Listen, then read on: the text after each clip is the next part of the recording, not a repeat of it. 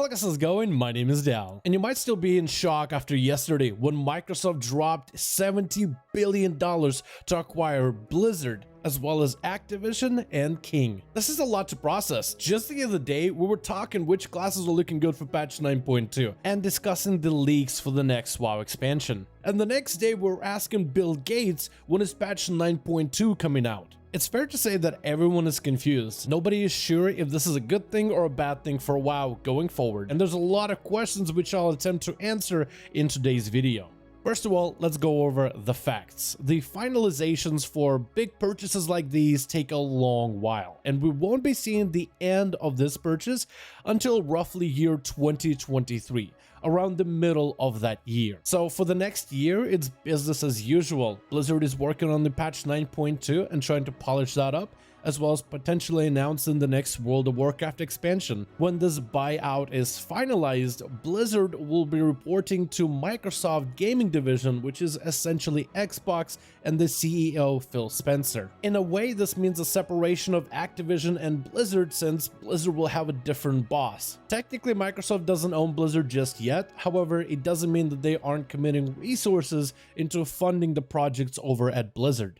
So there's a good chance we will not be seeing any major changes to World of Warcraft or Blizzard for at least a year. There might be some smaller changes over time, or the whole thing could just fall through after a couple of months. You never really know, so it's going to be a long-term wait and see type of scenario. But let's say hypothetically after a year this thing doesn't fall through. How does this affect World of Warcraft? The first question I hear a lot is, since World of Warcraft is going to be part of Microsoft and Microsoft owns Xbox as the console, does that mean World of Warcraft is coming to consoles in the near future? Technically, as of Shadowlands Alpha, the game had native controller and gamepad support. This was mostly done for accessibility features, but if you have like an Xbox controller and you plug it directly into your PC while running World of Warcraft, as long as you type in a console command to enable gamepad feature, you can play World of Warcraft with a controller flawlessly. I could see them adding World of Warcraft crossplay functionality, where a console player and a PC player could play together.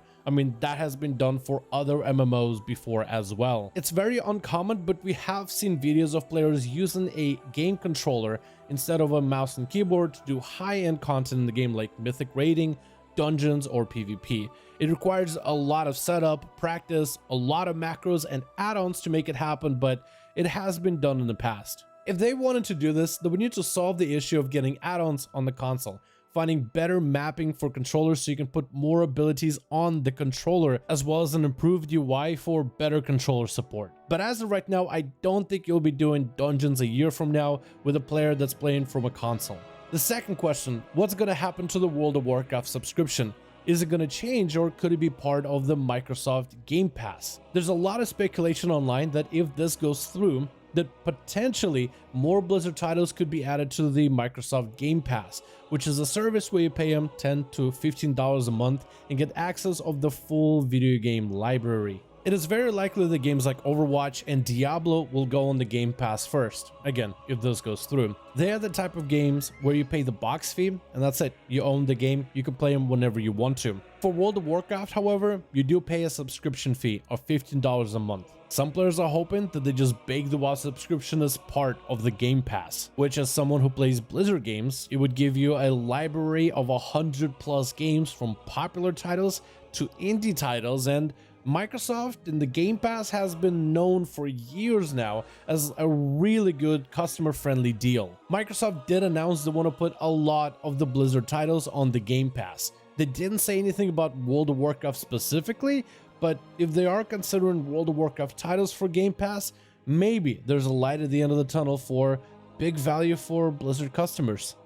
Third question, is all of this good for World of Warcraft, or is this bad? Does that mean we'll have patch delays or better patches, better content, and maybe even more development? What does all of this mean? As in, should we have hope in our brand new overlords? Microsoft, as well as their game division, are known for their customer first mentality. For this video, I had to research exactly how players that use their products and consume their services perceive them, and the interactions and the favorability that they have developed over the years is actually quite positive. Talking to some personal friends, I found out that apparently Microsoft treats the people that they hire as well as developers really well, and they pay them really well too. And talking to a friend, apparently Blizzard is already hiring. More job opportunities are opening up thanks to investment by Microsoft. From what I've been told, they're making moves in order to invest more funding into Blizzard since Microsoft is now in charge of where money goes. I see the extra hiring as well as more funding investment into the future World of Warcraft as a good thing. This way, whatever the next update may be, next expansion, or whatever they're working on will have a higher chance to be a better quality product than it would without all those resources. Final common question, does this mean a delay for the next World of Warcraft expansion, or a potential delay for patch 9.2? Going off of the information we have, Blizzard should be able to function as usual until about year 2023. So the planned patch 9.2 should be able to get released sometime soon, hopefully, after a couple more rounds over on the PTR. I'm hearing that maybe mid-February will be around the release date for that. And if everything goes smooth, hopefully we'll get some sightings about the next future WoW expansion in the near future. But then again, I'm not a crystal ball. I don't know what the future holds, but I am hopeful.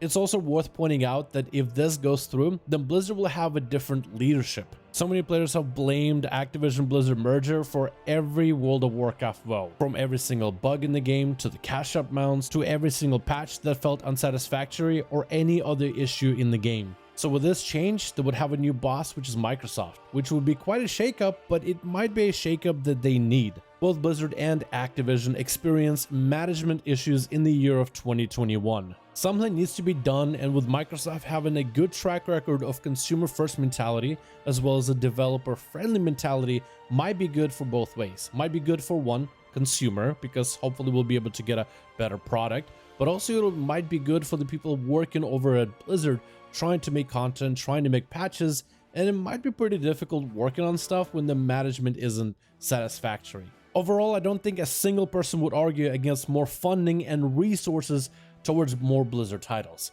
I've been loving the communication and the back and forth that we've had between the devs as well as the community for World of Warcraft for patch 9.2. It gets me excited for the next update and the next expansion. Then there's Blizzard games like Diablo 4 and Overwatch 2. Both of those games got delayed to the year 2022, and so many players are riding on high hopes that these games come out slamming it out of the park.